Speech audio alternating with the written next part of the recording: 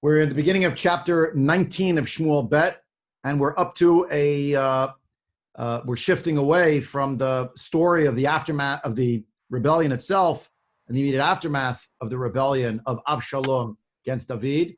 And as the part that we stopped at a couple of weeks ago, the moment where we said, okay, we'll resume soon, it was actually a moment of great intensity.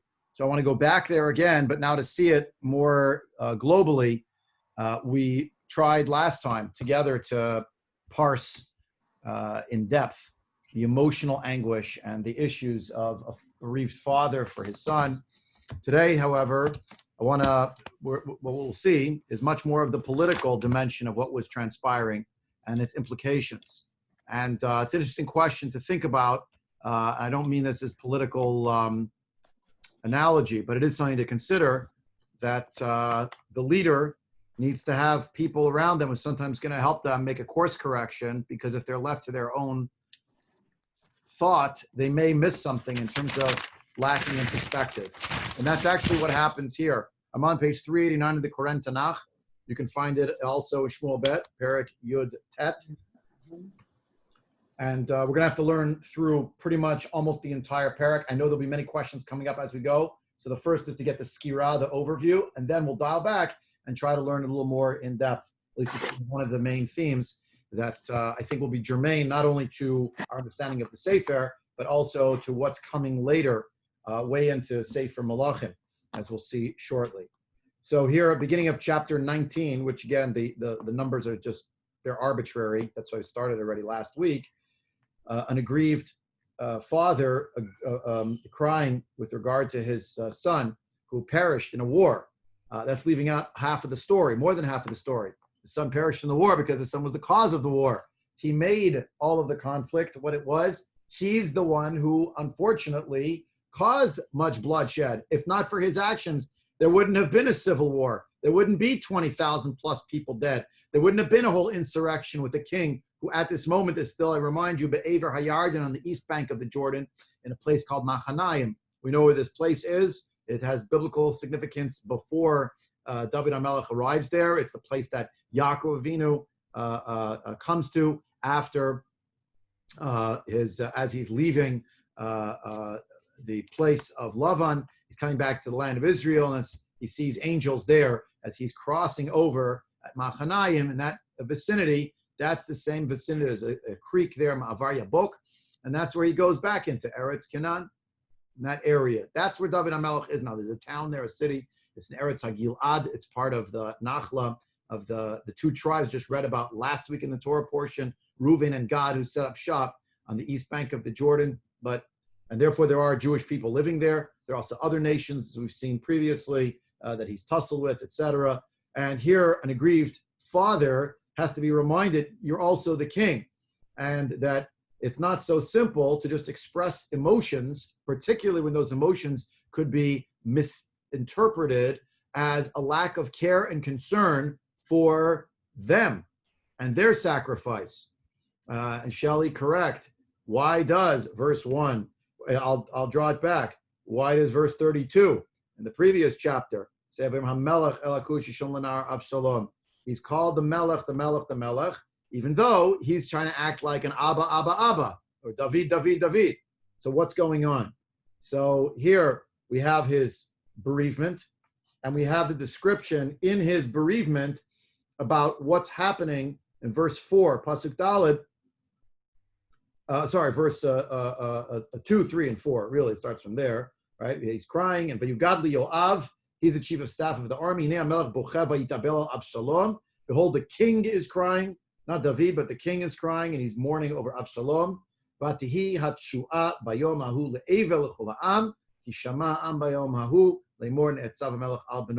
whole nation starts hearing that instead of the king being happy that he won, that his kingdom was not stolen from, usurped by a pretender to the throne, all he can think about is that his son died. But his son is a rebel. His son is a person with blood on his hands. His son is a killer, etc., etc. A killer, a rapist. He himself had done all these different things, right? The accusations against Amnon, right? What Amnon had done to Tamar, now Avshalom did to the 10 concubines of David.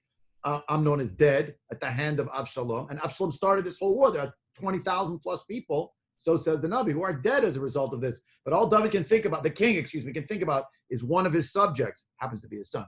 So last time I focused on the fact that this is a father who, even though his son was so lost, I entitled last installment of the Shir, Raising a Lost Son. And I meant that in two senses, of course, that he had raised a son who became lost, but also we talked a lot about how he raised up his son and his Hein Baruchnius in terms of from Gehenna, and in terms of maybe his legacy in some way, the fact that he saw, the David saw this whole thing as incredibly tragic. But Yoav thinks in national terms, the day of salvation has been turned to a day of grief because the symbol of the people is actually running roughshod over the tentative emotional state that the people are in, which is to say they just fought and died for him.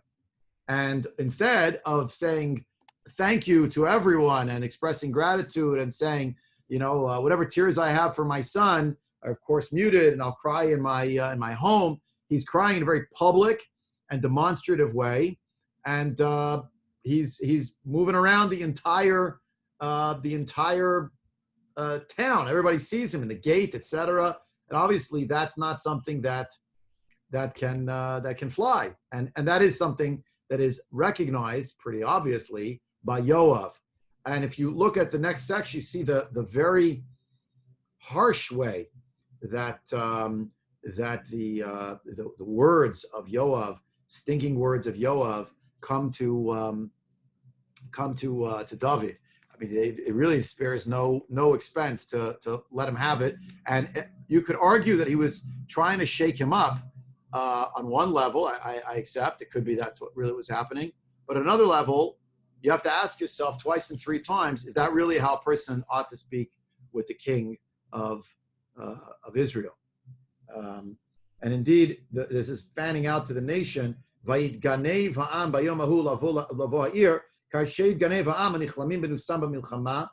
same way they had sort of scampered away when the time came to do so in a war setting, when you're losing, the people were like scampering around here to come into the city in a furtive manner because they couldn't understand what's going on. This is a victory party we came for, and instead the king is bereaved. And if you notice, just say stylistically, I don't know what else to call it, in Pasuk Hey, it repeats again. We saw last time the Gemara in Sot, it's not really a repeat. It's really, each time he says the name of his son, Beni, Avshalom, Beni, right? But Pasuk Hey, V'amelech la'aret panav v'yizak hamelech kol gadol Beni Avshalom, Avshalom Beni, Beni. Do you see a structure though? Verse 1 and verse 5, right here, this little paragraph, little parshiyah. Verse 1 and 5 is at the brackets. He's crying. Here are things happening in the middle. And by the way, he's crying. It's to create or not create, but to emphasize that in fact, he is not stopping crying. And he's been crying. The voice of the king can be heard wailing underneath the narration of whatever it is that's transpiring, right? Had it been a film, so it would have been, you would have heard the crying in the background as you see the people coming in. The only thing you would hear is the voice of the king saying over and over again, Beni, Beni, Beni, Beni, Beni. And it's heartrending, but Yoav will have none of it because he sees bigger pieces at stake that really need to be thought of in terms of national dynamics. They just can't be left left to chance. Yeah. So let's look at it inside. We'll see further. Vayavo Yoav el hamelech habayit vayomer hovashta. I'm on verse 6. Hovashta hayom et pnei chol avadecha maltim et nafshecha hayom ve'et nefesh banecha v'notecha v'nefesh nashecha v'nefesh pilagsecha. You have shamed the face of all of your servants, everybody who saved you. Also, what about your children, your sons, your daughters, your wives, your concubines? You love the ones who hate you, and you hate the ones who love you.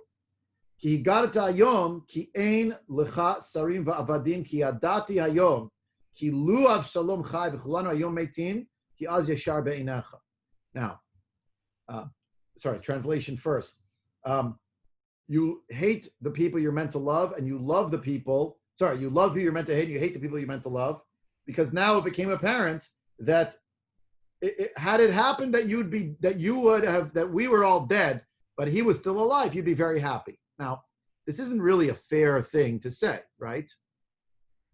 Just because David had Rahmanus for Avshalom, who was, after all, whatever he had done wrong, and he had done a lot wrong, it was still his child. But to create a sort of a, what's the word I'm looking for? A not quid pro quo, but a parallel, a parallelism. If you love the people you're supposed to hate, which means you must hate the people you love. Not really fair, but perhaps perhaps Yoav is trying to explain to the king, you are not realizing the way that your message is playing to everyone else, and how it's going to be heard by others, and what that will mean to the common person, the common soldier who's just been out there for you, fighting tirelessly, and in some cases, people who lost loved ones. And then you get up and you say, "Oh, well, I really am just very sad about the fact that you won for me." It doesn't play. It doesn't fly. You follow? Now, Shelley, you are correct, and I think everyone sees your comment. You're absolutely correct. David is a paradigm of individual's tshuva. He should be praised for his feelings, for his wayward child. That's what I talked about last session. That's why I introduced it that way today. Don't think I'm just coming down hard on David the way Yoav is coming down on David. Layer one is he's a father. He took care of his wayward child. Even after his wayward child left the world, he didn't stop caring about him, even though his wayward child caused tremendous damage. The question is this. He's a public figure, and the extent to which his actions will be read and viewed by others as representative of the totality of his feelings. Meaning, in other words, as opposed to being able to see complexity, and no, David HaMelech is a human being, and he's also a father, and look how conflicted he must have been. All the people here is, wait, where are the balloons? Like, this is supposed to be the triumphant march home to our rightful king going back to his seat of dominion, and instead all he can think about is the murderer. In their mind, Avshalom might have been the son of the king, but he had proven himself unworthy, and in fact, in Yoav's mind, recall, unworthy of being alive. So when you think about it that way, I think, wow, that's pretty heavy. That Yoav actually had to say to the king, you are sending a message. It may be unintentional, but the conflict now between David as a human being, a person, a father, and David as Hamelech. And so to your first question from 940, Shelley, look how many times it's going to say Hamelech. So here it mentions, V'yavo Yoav el Hamelech, verse 6. Right? Well, it keeps calling him Hamelech. It doesn't call him David anywhere here.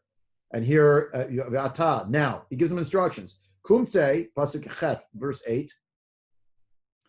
Kumtse, get up now, go outside. V'daber al leiv avadecha.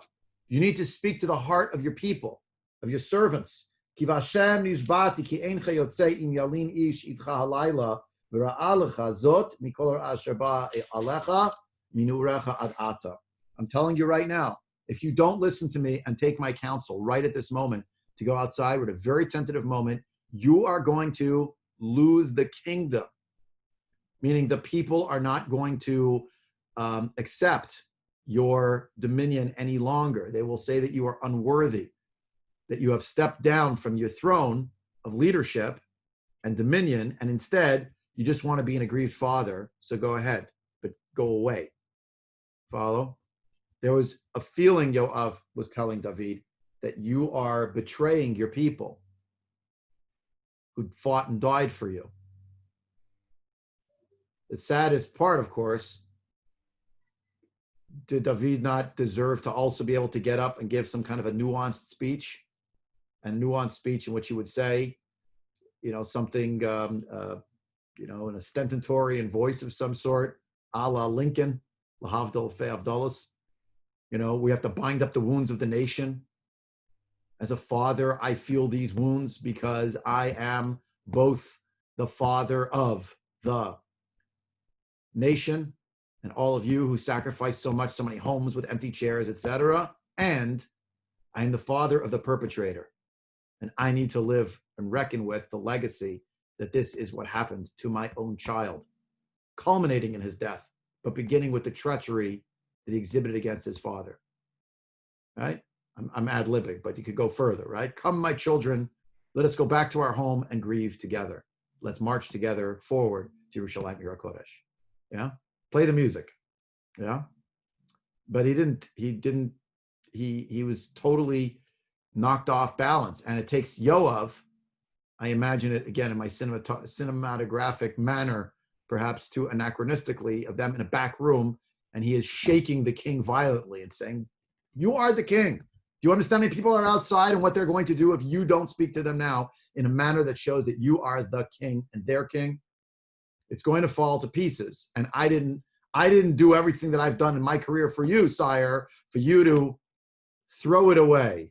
I'll say it politely now in this hour. Yeah. I won't let you. I can't let you. And that's why it's actually an oath, an actual oath that he speaks here. All right. If you look at the bottom of page 389, that's what he says. I'm taking an oath. You need to do this. What does David do? As the king, pasuk tet, vayakom hamelech vayeshev bashar, ulechol ha'am yigidu leimor, hinei hamelech yoshev bashar, vayavo chol ha'am lifnei hamelech, v'Yisrael nas ish le'ohalav. So where is he sitting? He comes down to sit at the gate, silent, sullen, not sure. But what happens? They pass before the king. They pass by. There's a looking at what he's doing and how he's sitting, etc. And they're taking heed that he's stopped crying. So that's obviously very, very positive, you could say. Yeah. But the idea here that at the end of the pasuk, it mentions that, by the way, everyone was running home. Who's that everyone who ran home? It's not the people who are there. It's the people who were followers of Avshalom. They weren't going to hang out now. They didn't fight on David's side. They ran home. But these people stayed. These are the people who were waiting for him. All right? So if you look here, the distinction is between the Am on one side versus Yisrael, as if the nation Israel was in some other place. Now, they weren't really. They're all one nation. But this is not the first time we have in this story, almost as if someone drew a little faint line between the word nation and the word Israel. The first time we had it was earlier during the war itself. It's 2 pages ago, if you will, on page 388, where it describes verse 6, pasuk vav, vayetze ha'am hasadeh likrat Yisrael. Chapter 18, verse 6, where else a little contrast between the nation and Israel. Now, why is that there? We're going to see that now. I'm going to develop it, but just to think about what it might mean. Here, Vayihi chol ha'am, back at page 390, verse 10. Vayihi chol ha'am nadon b'chol shiftei Yisrael lemor hamelech hitzilanu mikaf oivenu v'hu miltanu mikaf plishtim ve'ata barach min haaretz me'al Avshalom. So the whole nation that was there in Machanayim was now sent. Fan out. Go be emissaries, ambassadors, and describe this. Yeah? What is it that they're going to go describe? Don't forget what David has done for our nation. He fought multiple wars. If you could just mute yourself, where that was. Okay. The muting? Okay. Happens. Okay, there we go. Give me 1 second. I see you carrying your point. Half a sec. I lost my train of thought, which doesn't happen too often. Yes.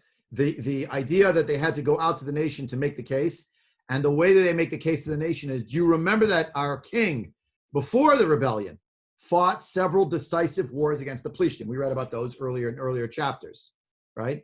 That David has actually vanquished the dragon of the Plishtim once and for all. We owe him a tremendous debt of gratitude. That was a national existential threat. Now he has escaped from the land. He had to run away because of Avshalom. Therefore, he's not in the land. We'd like to bring him home, but we'd like a nice homecoming now for him. The word that's used, though, is nadon. The word nadon here means to adjudicate. Verse 10. The whole nation is going to have to, this group is going to have to adjudicate among all the tribes. Why adjudicate? Ladun. What do they have to do? Because there's a tension here. In reality, there is no other king now. Avshalom is dead. But what about all those people who supported the rebel and the rebel forces? How are they going to be part of the nation now? They're just going to go back and be under David? What if he takes reprisals against them? Number one. Number two, and this may sound incredibly formulaic, not formulaic, but too stodgy, what we say about royalty. As far as the royal protocol is concerned, another man was anointed now. So can we just go back to an old king? Does it work like that? No, there was no precedent for it. Of course, there was sort of a precedent for it. And that was Shaul. Shaul was anointed and David was anointed. And the anointing of David in some way superseded the anointing of Shaul. Yes, the people didn't know about it initially. And yes, David didn't play that card. I'm really the king and you're not. Get away or I'll kill you or what have you. But the idea that someone else had been anointed was incredibly significant. And was there a group of people who were thinking, by the protocols of how royalty and regency functions in our nation, Tachlis, someone else got the baton. He happens to be dead, so let's work out some other succession plan. But why should necessarily go back to David? So here the case is no. He is our king. Excuse me. He is our king. He saved us from the hand of our enemies, generally, Ammon, etc. But he also saved us from the Plishtim. And now he happens to be away because of Avshalom. Look at verse 11. V'Avshalom asher mashachnu aleinu meit b'milchama. Do you know why that anointing was canceled? Because he's dead. And now, lama temacharishim lashiv et hamelach. Why are you so quiet now? Why are you not helping to bring back the king? All right. So Karen had pointed out the only time we hear about David's children is when they're in bad situations. The baby with Bathsheba, Tamar, Amnon, Avshalom. Good comment, important comment. Sad reality. Sad reality. Not a man with tremendous nachas until we get to Shlomo. But otherwise, we don't have much. That's correct. That's correct. If you're looking for a paradigm of Tsar Gidol Banim, of the pain, the trials for those who are Zocha, be raising children, so it's not always so easy. There are challenges. Good paradigm. Look at the troubles that some of our greats had with their own with raising children. I think of the analog to David, of course, is Yaakov Avinu. We've seen many different parallels there, right down to the Machanayim piece, etc. What happens here? And the oscillation of David and Hamelech, and the oscillation of Yaakov, Yisrael, the covenantal name, Yaakov, the personal name. Okay, I don't want to go down that line too far because it'll take us flying away. But the case was being made to the people, look how much David has done for us as a nation. Don't argue that really he's no longer our king, either for formal reasons of the protocols of how kingship works. That's not true. Number one, because Avshalom is dead. Number two, because he's actually done much for us. Now, of course, the nation is nervous about the possibility that David is now going to create a bloodletting against all the tribes, people who came for him.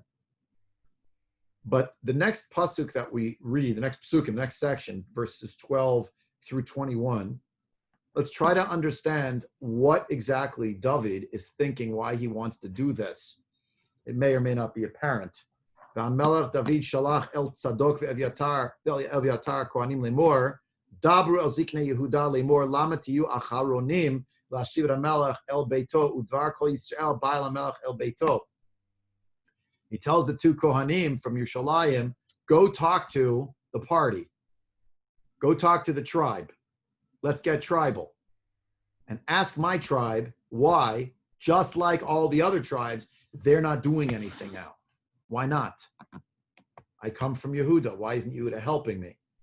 And in fact, he plays to this. Yeah, why should you be last? You, the tribe of Yehuda. You could, dress it up. You, the tribe of Nachshon ben Aminadav, great initiator of action and heroism. You're not here. You're not helping. Yud Gimel. Pasuk Yud Gimel. Achai atem. You are my brothers. Atzmi v'sari atem. You are my bone and my flesh. You're everything to me. V'lama tiyu acharonim lahashiv et hamelech. Repeat now a second time. We're related. We're mishpacha. The whole Jewish people is mishpacha, but we're mishpacha. Yeah? So, Shelley, I'm asking that question back to you.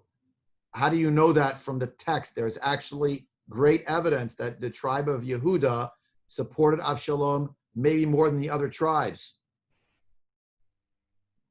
It's a geographic answer, one word. Well, he was anointed in Hebron, and a lot of the people. That's the word. Here. Beautiful, Hebron.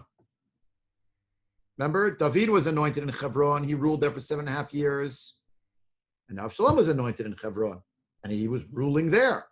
And he was going up from there to Yerushalayim. So, David is appealing to the people of Yehuda and saying, I thought we're mishpacha. Now, this is creating a huge conflict for him because Avshalom was also their mishpacha. And now they had sort of chosen, again, I'm only saying it for the purpose of just relating it to our world, but don't take it too far as an analogy. The party chose another candidate for election. He's dead. So we should go back to the old guy who rejected. Now, David doesn't know one way or the other, but look at the next pasuk. It is astounding. Astounding. Villa amasa tomru halo atzmi uvsari ata koyaseli Elohim v'choyosif in lo sar tzava tiyeh lefanai kol yamim tachat Yoav.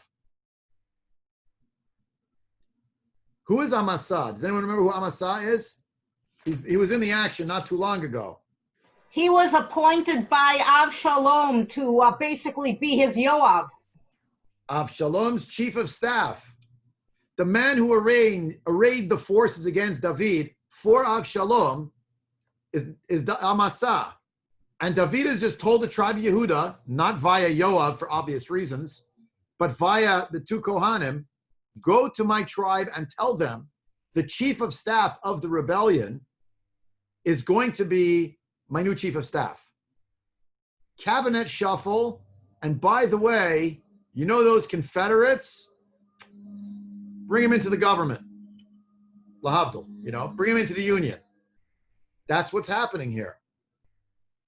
Now, why did he do that to Yoav? Could be many good reasons. One of them is Yoav just grabbed him by the lapels and shook him silly and told him, you are the king. And maybe the king doesn't like that.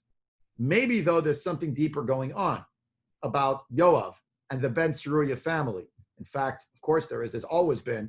David's always waiting for an opportunity to get rid of Yoav, but he can't because the lieutenants are very strong in these stories. It's not just the person at the top, but the people advising that person who hold tremendous sway. But more positively, if the king will now be able to say to the tribe Yehuda, you bet on the wrong horse, you took Avshalom, I get it, I know why you did it, I forgive you. As Churchill Havdil said, in victory, magnanimity. So I'm not going after you. Instead, I won't see it as a betrayal. Give me Amasa, let him be my chief of staff. That's how much I trust him, by extension you, and let's go. And correct, Amasa is a relative of Yoav. Amasa, however, is also a relative then of David. Yoav is Ben Tzeruya, Tzeruya being the sister of David. We saw this in Divrei Yamim 2 sessions ago. I don't want to look it up now, but you can look it up for yourself at the beginning of the book of Chronicles. Who is Amasa? He is the son of Avigail, not Avigail, the wife of David, but Avigail, the sister of David. How did he have a wife and a sister of the same name? I don't know, but he did. Avigail's the sister of David, and that's Amasa. So he's taking another nephew. And you see how enmeshed the families are? And one family going after, yeah? Okay, so now it's going to be Amasa's turn. Taking another nephew. Ted Vav, verse 15. Vayadet levav kol ish Yehuda ki ish echad. V'yishlchu el hamelech shuv ata v'chol avadecha. He won over their hearts. They decided, you're right, sire. You have a good heart and you meant well, and therefore we accept. We accept. Come back home. Come home to Yehuda or to Israel. Vayashav hamelech le'avo ad Yarden. V'Yehuda bah Gilgala lalechet likrat hamelech lahavir ad hamelech ed Yarden. So Yehuda comes first, and they're crossing him over the Yarden. But look at what happens next. Pasuk Yud Zayin. Vayimaher Shimi ben Gera ben Hayamini Ashemi Bachurim. We know the name Shimi ben Gera. I hope you're not joining us the first time today, because otherwise you're going to be baffled. But Shimi ben Gera, read a few chapters ago. Vayeredim ish Yehuda likrat hamelech David. He came with the people of Yehuda. So a man from Binyamin, Shimi ben Gera, who is well known to us from a few chapters ago, he's cursing the king. He's throwing rocks at the king. Yoav ben Tzruya is saying, let's kill him now. And David's saying, no, I deserve this. If that's what's happening, that's what's meant to be. But by the way, he came to see the king to be conciliatory, but you know who came with him? 1,000 of his closest friends. Ve'elef ish imo mi binyamin v'tziva nar beit Shaul v'chameshin asar banav ve'estrim avadav ito v'tzalchu hayarden lifnei hamelech. So with the 1,000 men from Binyamin comes Tziva, who is the head of the staff. I don't want to say chief of staff because it wasn't governmental exactly, but he's basically the lad of the house of Shaul, as it was described here, which means he was the servant, the head servant. He's the head waiter and more in the house of Shaul for Mishfi-Boshet, recall. And they have Tziva has been in our story before. Why is Tziva being mentioned here again? Well, he was part of the group. But we'll see the discussion with Tziva. Not now. I'm skipping Tziva for now. But 1,000 people showed up to make amends, or was there some other message? If you don't accept my apology that I'm going to give you now, bad things will happen. Tziva came with his whole family, right? The Avra Avara Lahavir et Beit Hamelech V'Lasod Hatov Be'inav. So it claims here that there was like a pontoon or a boat of some sort to transfer the people over the Yarden. That's how they did it. I say claims only because I don't know if you've ever seen the Yarden lately, but last time I saw the Yarden, I thought I would go see it this summer, but I was not zoche. So when you go to see it in many places at this point of the year, not exactly the rage. It's not exactly the Mississippi. Almost, but not exactly. But all right, in those days, there was more water, or they don't want anyone's feet to get wet. Or I don't know what it is, but that's described here. There was a river. There was no bridge. It was not the Allenby Bridge, not the something else bridge. It's a ferry. They're taking everyone across. As he's crossing over the Yarden on the other bank, Shimon ben Gera is bowing down. He's fallen on his face. He should fall on his face. Otherwise, he expects the king's going to get a light from his pontoon, and he's going to kill him. So instead, we have here, Al yachashov li adoni avon. Please don't think that I sinned against you. Please don't even bring up the iniquity that I perpetrated against the king, my master, the king, when you left from Shalim. What I did against you, just please have a heart, have rachmanis on me. Yeah, that I cursed you so terribly. I'm sorry. Ki yada avdecha ki ani chatati. You know that I. Your servant knows that I have sinned. He knows he has sinned. I came the first from the house of Yosef to bow down and to greet the king. Why did he bring up Yosef here? Why did he say from the Shevet of Binyamin? Right? Because of the house of Shaul. Because of the house of Shaul, but why didn't he just say I came from the house of Shaul? Why didn't he say I came from the house of Binyamin? He brought up Yosef again.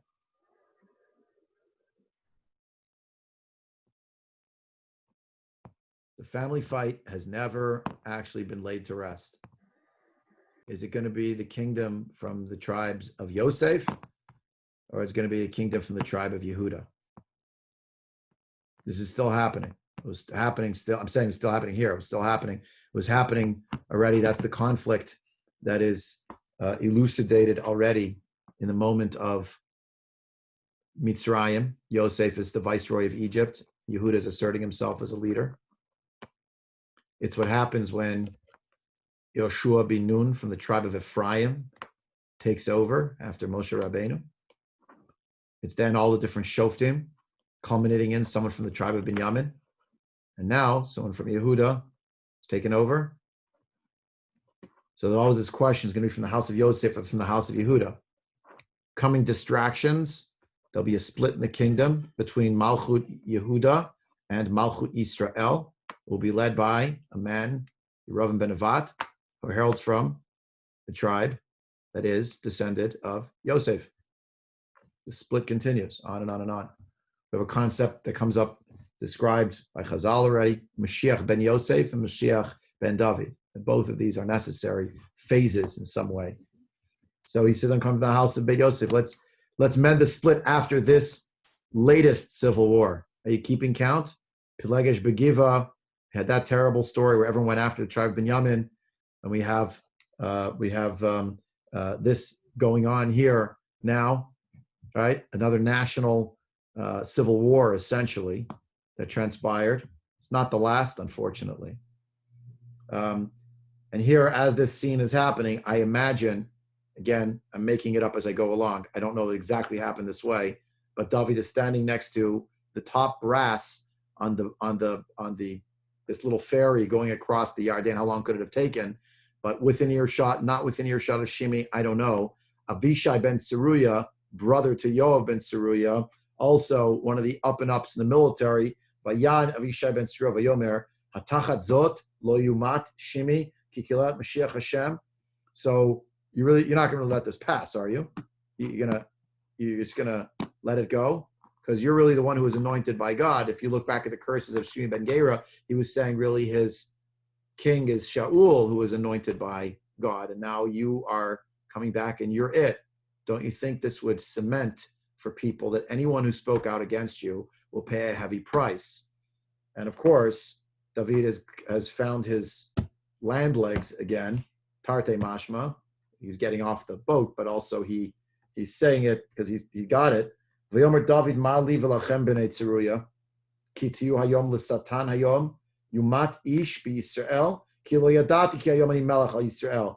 Don't you think I know that I am the king? Do you think I need to kill him in order to tell myself that I'm the king? The whole nation knows it, and I'm done with your family. I've had enough of this very strong personalities telling me who to kill. Remember that this is what was going on in the book of Shmuel Aleph, where he was being advised by the Bnei Tzeruya family to kill Shaul. And we had previously also that we had the death of Avner ben Ner, a peacemaker who was coming across and joined Yehuda, joined David HaMelech, and did not stay with Ishboshet. And what happens? David's thanks is basically that one of his people kills Avner, and David's trying to tell the people, I didn't send him. I didn't want Avner to be killed.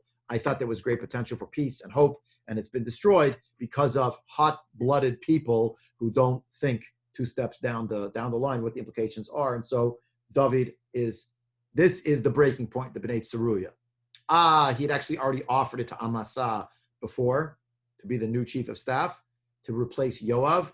Yeah, but now is a blanket way of saying, you know what, I've had enough with the Bnei Tzeruya. And that's what you see here. Now, Vayomer HaMelech El Shimi, and you see that contrast right there, verse 23. David spoke it to Avishai. Maybe he did it like this, but what he said publicly to Shimi was in the voice of the king. Vayomer HaMelech El Shimi Lo Tamut Vayishava Lo HaMelech, and he gave him an oath: I will not kill you. You will not die. Now, for those of us who know what's going to happen later, it is going to happen later that David on his deathbed is going to say to Shlomo, you're a smart man. You'll know what to do to take care of Shimi ben Gera for his insurrection, for his curses. Now, we'll have to deal with that part of it when we get there. But just knowing that it's going to be begs the question, if that was David's plan all along, why didn't he just kill Shimi ben Gera right now and be done with it? Chazal says it's because Mordechai is going to come from him. Oh, okay, because Mordechai is going to come. Maybe the descendant was already born by now. Maybe. Okay. Just on the level of pshat. Anyone else? Time of healing. Time of healing. Time of healing is actually that magnanimity. Here is a person who very vociferously shouted down my legitimacy at a low point. Now I have the upper hand. He's putty in my hands. My advisor is saying to kill him, but I'm not in the business of killing. I want there to be reconciliation. I want us to be able to live together. Another factor, there are 1,000 men with Shimi ben Gera. So those people are clearly loyal to him. It says that they came with him. He has a little faction. Let's bring the faction on side.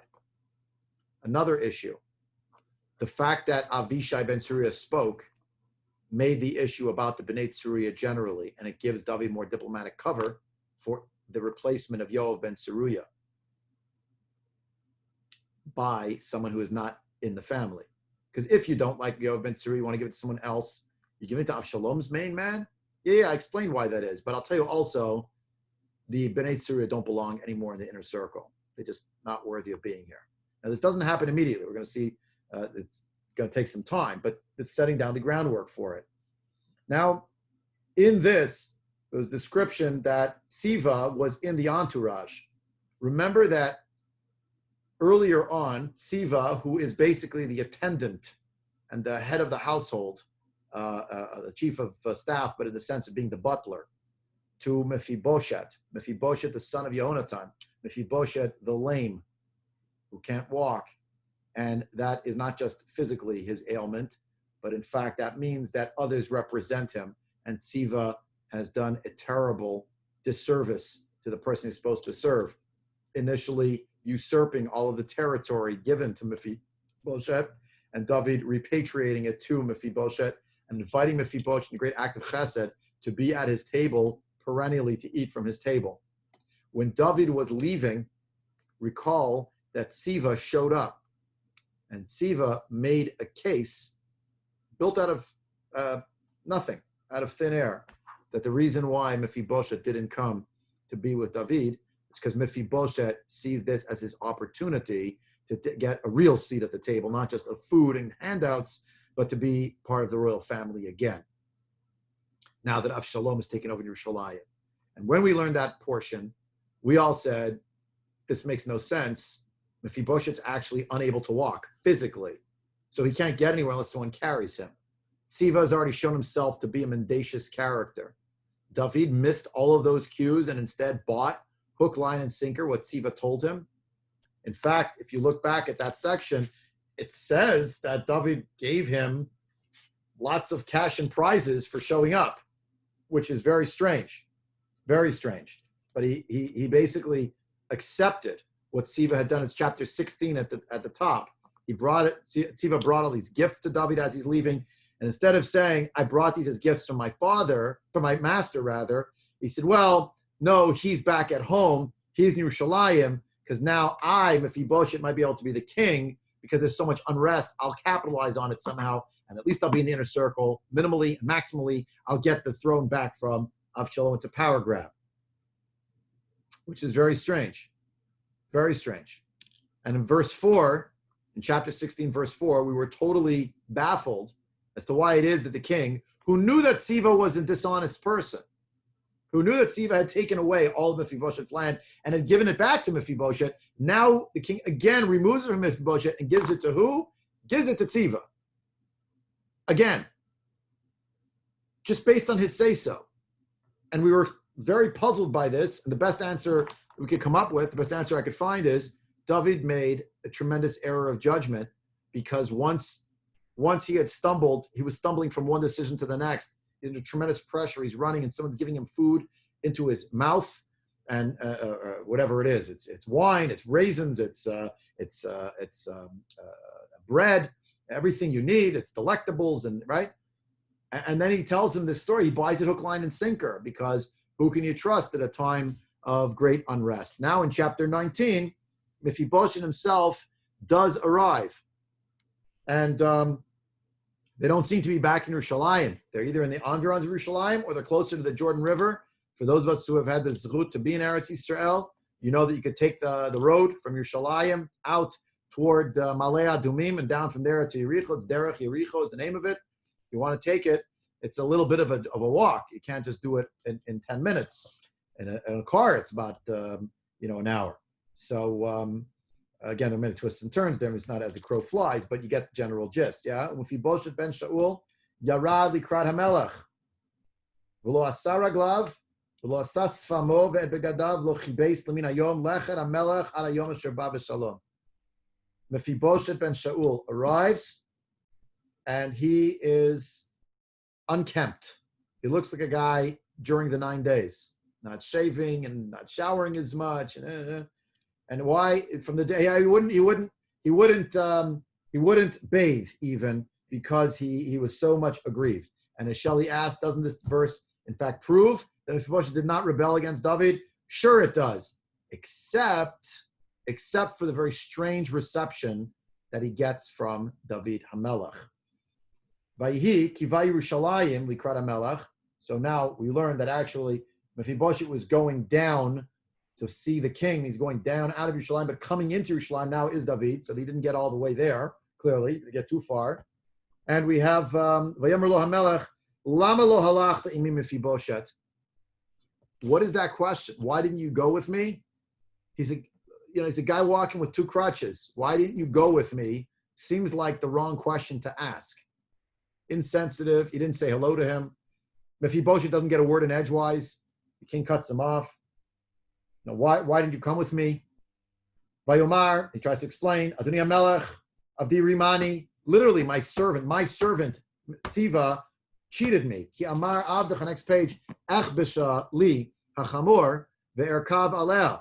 I tried to go, but I said to my servant, right? I said, I wanted to come with you. I said, get the donkey ready. Let's go. Right? Start the car. We're going. You know that I have trouble walking. I need help. That's why I have an attendant. And what happened instead? He just went about being engaged in Lashon Hara. He spoke ill of me. He slandered me openly to you, but covertly to me. He didn't tell me he was going to tell you another story. He didn't. Of course, you can imagine, he comes out, Mephibosheth struggling to get out, out the door to the stable to get on the donkey at the front door. It's gone. Where is it? Tziva took all the donkeys. There's no way to even follow. There's nowhere to go. And what happened? He said, he said nasty things about me. Vadoni HaMelech kimalach ha'elokim v'aseh atov be'inecha. Do with me as you wish. Whatever you see is fit. You want to put me to death now? Put me to death. I'm giving myself over to you. You're like an angel of God. You're blameless. But he lied. Ki lo haya kol beit avi ki im anshe maved ladoni hamelech vatashir avdecha beochle shulchanecha v'ma yesh li od tzedaka v'lizok od el hamelech. Do whatever you want. All of the people who are from my father's house on some level, worthy of dying, of being killed. And you're not killing them. You're not killing us. You actually invited me to live at your table. So I have nothing else I can ask from you. You've already given me everything. So if you want to take my life now, I fully understand, sire. But I just want you to know, I never rebelled against you. I really didn't. And I just want you to realize this whole thing was a conspiracy against me. Vayomer LaMelech, verse 30. Lamed daber od dvarecha.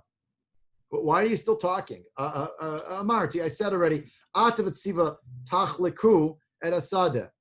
I'm actually going to now give you back half, but not more than half. You and Tziva will each get half. Doesn't the word split, like split the field, remind you of something that's coming up later, the next generation? The kingdom. Yeah, but before splitting up the kingdom, how about splitting the baby? Split the baby? Yeah. Malach means messenger or representative. It could mean that, but it also has a connotation of you're angelic to me. Back in verse 28. But here he says, you know what? I don't know. Should it be his? Should it be yours? Why don't you just split it? Mephibosheth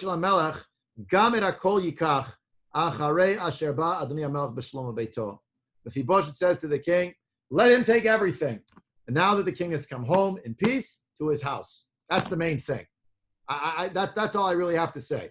As long as that's good, then I'm good, and I'm so happy for us together that we march home. I mean, it's really quite something, yeah. So if you look at the Gemara points out that this was a discussion among the Chacham. I'll read it in the Hebrew. You can read it in Sissino if you like. I put it here on the screen.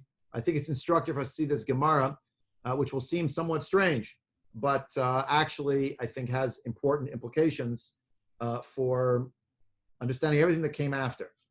Amarav, Kim ayamt be beDavid l'mishkachat be bar mida Uriah. When I look at the sins, if you look into the sins of David, he only had one real sin that he did, that there is no technical way to get him off of, and that was the sin with Uriah, sending Uriah to the front to be killed.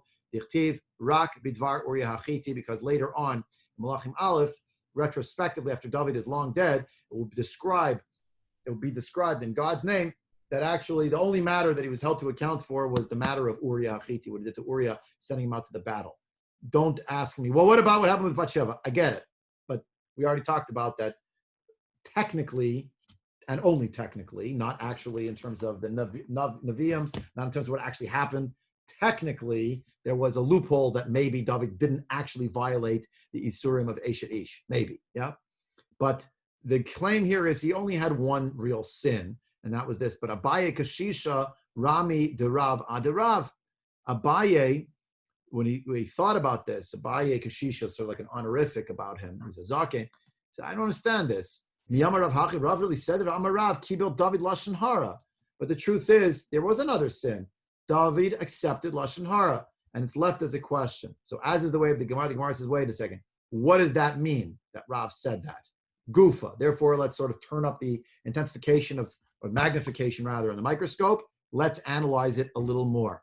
Rav Amar Kibel David Lashon Hara Dichtiv, and that's from a few chapters ago, in chapter 9, when Siva initially hatched his plan, when Siva initially said, I am going to take I'm going to take away the kingdom of David.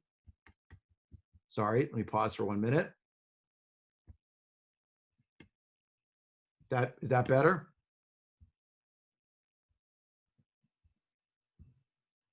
Much, thank you. Okay, good. Just making sure. Sorry about that. Okay, so initially, David had challenged it. Hamelech Eifohu, Tziva el Hamelech, Hinehu Beit Machir, Beit Amiel, Bilo Davar, Lo Davar, spelled this way, but is also perhaps meant to be Bilo Davar, with nothing. Rashi here, not to belabor the point, Rashi here says, I gave you Rashi at the bottom, Rashi says Bilo Davar is that Siva said about Mephibosheth, he doesn't know anything, he's a ne'er-do-well, and he is an ignoramus. So he's not a chacham. But when David went to go fetch Mephibosheth, he found him in a place called Lodavar. He took him Milodavar. So the Gemara, the Rashi homiletically, the Gemara means is he found him Malay Davar v'chacham b'Torah. He knew much Torah. Back up to the Gemara. I'm sorry, I'm going to make you dizzy. But the point is, David initially saw right through the ruse of Tziva making claims against his master. Michti chazi de shikrahu. If David saw that the man was already a liar, Tziva's a liar. Tziva is a duplicitous person. If he already was wise to the character, why did he accept the Lashon Hara the second go around? What's the second go around? What we read a few minutes ago, the 16th chapter, right? The king said to Tziva, where is he? And what did Tziva say? Oh, he's in Yerushalayim, etc. He's waiting to see how the chips fall. How the wind blows. He's probably going to go with the new setup, which hopefully will be the reinstatement somehow of the kingdom of the house of Shaul. How do we know that he accepted it? The Melech said, the king said to Tziva, everything belongs to Mephibosheth now. Actually, I have given to you. As you had originally taken it away from him, and I took it away from you, I'm giving it back to you. And Tziva said, I bow down. I found favor in your eyes, my master, the king. So Rav's opinion is that David HaMelech sinned. He accepted the Lashon Hara. And you could argue till the cows come home, but that's nonsense. Why did he accept it? Best answer I can come up with is because actually he was on the run, and therefore he wasn't thinking straight. And he made a mistake, tremendous mistake, very sad mistake. Shmuel disagrees. That was Rav over here. This is Shmuel down here. Shmuel disagrees. Shmuel Amar lo kibel David Lashon Hara. That's not true. It's not true that he accepted the Lashon Hara hook, line, and sinker, but rather, Dvarim Hanikarim Chazabeh. David actually saw certain signs with regard to Mephibosheth that actually gave him pause in its own right. As it says, we just learned, Mephibosheth ben Shaul. By the way, was Mephibosheth ben Shaul? No. Mephibosheth is ben Yonatan, ben Shaul. Why is he being called ben Shaul? Because here we're sort of, the emphasis on is he's a guy who's a contender for the throne.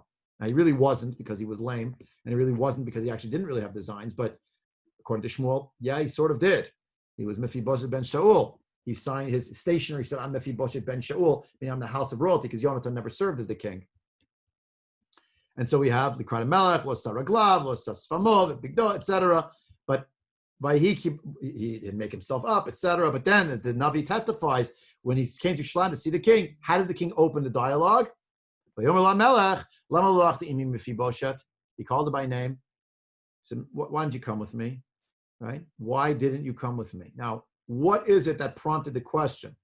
The Gemara seems to imply, Shmuel implies, that David, and I underlined the line, David saw certain recognizable signs within Mephibosheth, or let's say certain ambiguities in how Mephibosheth was presenting himself now. And of course, he answered, and he said, "V'yomer Adoni HaMelech Avdi Rimani." He answered him, because your servant had said, "Let me saddle the donkey and let's go," right? Because you know that I'm lame and I can't do this. It's hard for me, right? And in the end, what happened? He slandered me, right? By the way, if I wanted to be sort of fancy about it, I don't know if it's true or it's speculative, but the word vayiragel is not just to be like a conspirator, but also has the connotation of legs. So the legs that I don't have, I just told you that I'm lame, my legs don't work properly. He was my legs. He represented my position without me. A play on words, perhaps. I just thought it was interesting. It says piseach 3 words ago, earlier, eviragel. You have the same thing. Aliyah leregel actually means going up. Leregel specifically. In the Gemara and Chagiga, we just did this, the Daf Shavua, means that you're going up for the holiday of the Shalosh Regalim. But the Gemara itself has a drasha that someone who's lame is exempt from Lila Regel because it says La Regel, which implies by the feet, if the walk. Anyway, give me a minute or two more, please, Helen, and we'll get to you. Hold on. So we'll just finish this piece because I'm in the middle of the lines. So he had actually responded in a certain way, and the way that he responded now, even in explaining it, where he said, like an angel of God. I use that language advisedly. You could read it as a messenger of God, but it's sort of, I'm ratifying, this is Hashem's will, right? So do whatever you want. And the king said, why are you still talking? You and Siva are now going to split the kingdom. As if it had already happened, but somehow he missed it. We don't have any record that David ever said that he's splitting it. He had given it away. So let's pause here for a minute. Just look at Rashi. Dvarim Hanikarim Chazabeh. Here, okay? So he saw certain things in Mephibosheth. He did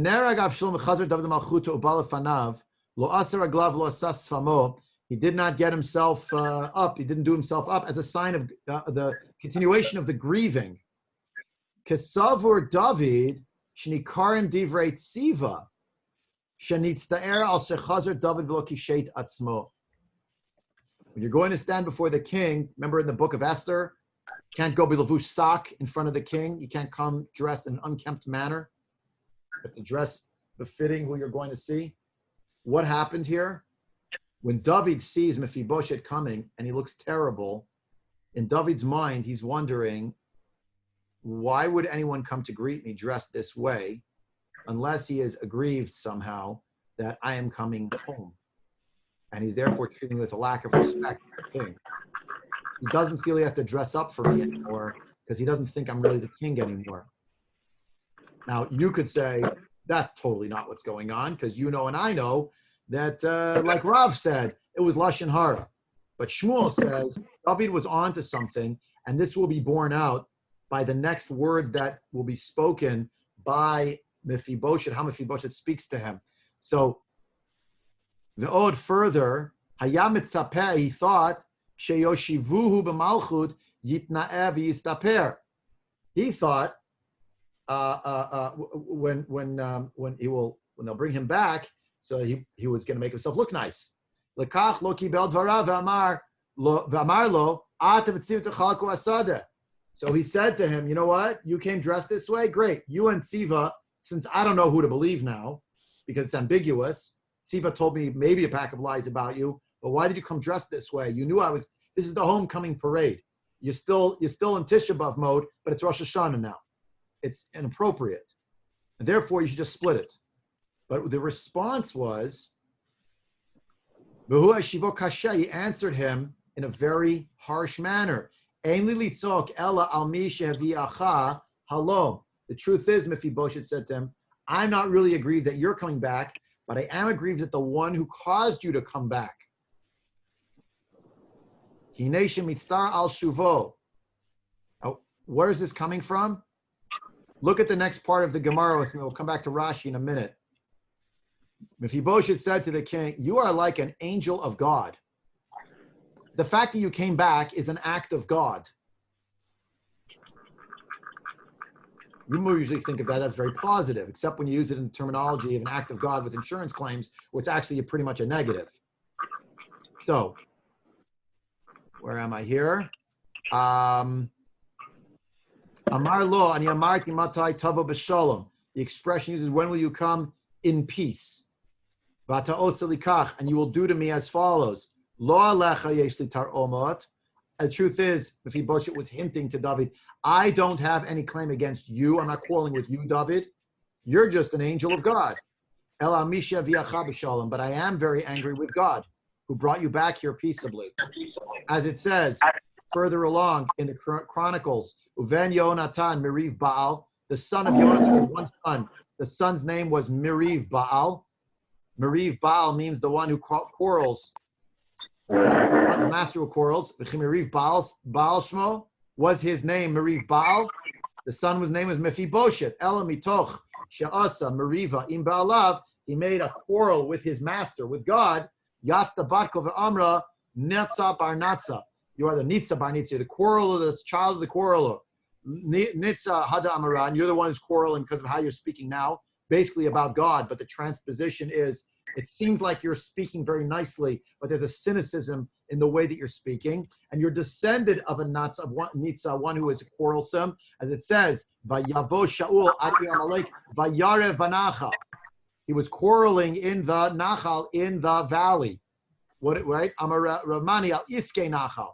So I don't have time to remind you the whole thing, but if you remember when Shaul was going to kill Amalek at the command of Shmuel, Vayar Banachal, the Gemara says that he was saying to himself, why should I have to do this?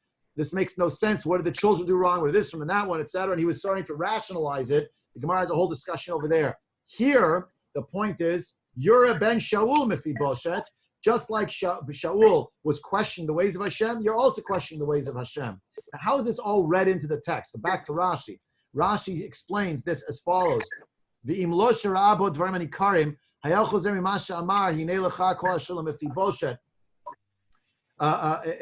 saw certain recognizable signs in the phraseology and the tone and the dress of Mephibosheth that he was claiming he's the friend of the king.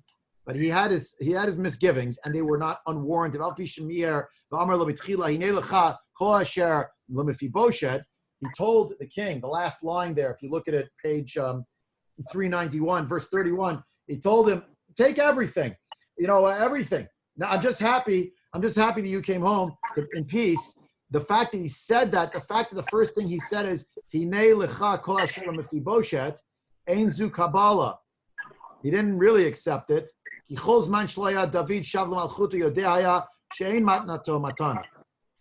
that anything that David had gifted, well, he was not the king, was not a real gift.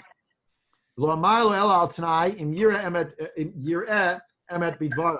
running out of time, so I'm telegraphing so much, but the point here is, David reads into the words of Mephibosheth that there's something here about the way in which he's talking, which gives me pause about whether or not he is who he says he is. Now that's Shmuel's opinion. You don't like Shmuel's opinion, you could go back to Rav. Rav holds that it's really, he accepted Lashon Hara, hook, line, and sinker.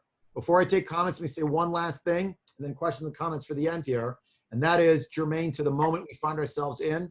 I'll scroll up so you can see the whole thing. Amar Rav Yehuda Amar Rav, this is Rav's opinion. When David said, you know what, forget it, the two of you are now going to split it, because I don't know who's telling the truth, but pretty much I've accepted at least part of the Lashon Hara that Siva has spoken. Yatzta Batkova Amra, a heavenly voice was heard to say, and said to him, Rechavam v'Yeravim yechalku et Malucha. Rechavam and Yeravim will soon split the entire kingdom. Amar Yehuda Amar Rav, Ilmalu kibel David Lashon Hara, lo nechlika malchut Beit David, v'lo avdi sol vodazara, v'lo galinu me'artzenu. Perfect for the 9 days. If not for the fact that David accepted Lashon Hara, the kingdom of David would not have been split. The Jewish people would never worship idols. Why did they worship idols? As Rashi explains here and other Mefarshim, because when they made the split, Yeravim ben Nevat created an alternate worship center of golden calves in Dan and Beit El. Therefore, people didn't go to Yerushalayim. Therefore, they worshipped idols. That's what started them on this primrose path, descending into idolatry. And eventually came the exile. Now, why are we pinning it back on David and accepting the Lashon Hara? The point is that this was the unsolved problem of who's in charge, the house of David or the house of Shaul. And David had done certain things here which were extremely problematic. For Amnon Bazak makes this point. When David got to the point where he was favoring again the tribe of Yehuda, he was dredging up the problems that he had tried so hard to lay to rest through a consistent approach. By moving out of Hebron after 7.5 years going to Yerushalayim, Yerushalayim was the capital district. He was signaling, I'm not just about my tribal instincts, but I'm about this nation. He had to leave Yerushalayim. Now he's coming back to Yerushalayim. And when he comes back to Yerushalayim, first of all, he's telling Shimi ben Gera, it's okay. But that's after he told the tribe Yehuda, hey, you're my people. More than the rest of the nation are my people. Now, he might not have meant it that way, but it seems to be the way the nation heard it. Shimi ben Gera comes with 1,000 men. I apologize, but if you don't accept my apology or you want to do violence to me, just know there'll be a civil war right now. David accepts hook, line, and sinker, according to Rav, a pack of lies against Mephibosheth, and he shames Mephibosheth by allowing Mephibosheth, rendering Mephibosheth no more than the equal of Tziva. Any of the good that David had done to give Mephibosheth a place of honor at his table, a place of honor to have his lands back, now the underling was sitting parallel to him on a par with him, the same level. And that must have been very, very challenging. Now, why do I say this? Because we're not going to read it today. We have to do next time Barzilai Giladi. And after that, we have to see that there's going to be another rebellion from Binyamin. Why? Because it was already in the air. And if you take Shmuel's view, of course, so David felt there was something going on still with the tribe of Binyamin, house of Shaul. Take Rav's view, all of this suffering comes because at the moment that David should have said, Mephibosheth, you're right, and just like I was nice to Shimi, and I gave him a reprieve, and just like I'm inviting Amasa to be my chief of staff, I put you back, I'll reinstate you where you were, and I trust what you said. David showed a lack of trust to the house of Shaul, a lack of trust to the house of Binyamin, to the tribes of Yosef, which is planting the seeds. That's what the Gemara is saying here, is eventually there'll be a split within the nation. You want to draw a straight line? It's not a straight line. The point is that the tensions that are simmering between the tribe of Yehuda and the tribe of all the other tribes, but especially Binyamin, they haven't been resolved. And this left an open space that would enable Shevet and Bichri, that would be put down, and then eventually would lead to, a generation later, would be after David, Shlomo Melech, it would be the destruction, unfortunately, of one a union, and it would be two different kingdoms of Yehuda and of everyone else of Israel. Okay, I'm sorry, I didn't mean to spend so long. I think people had some questions and comments.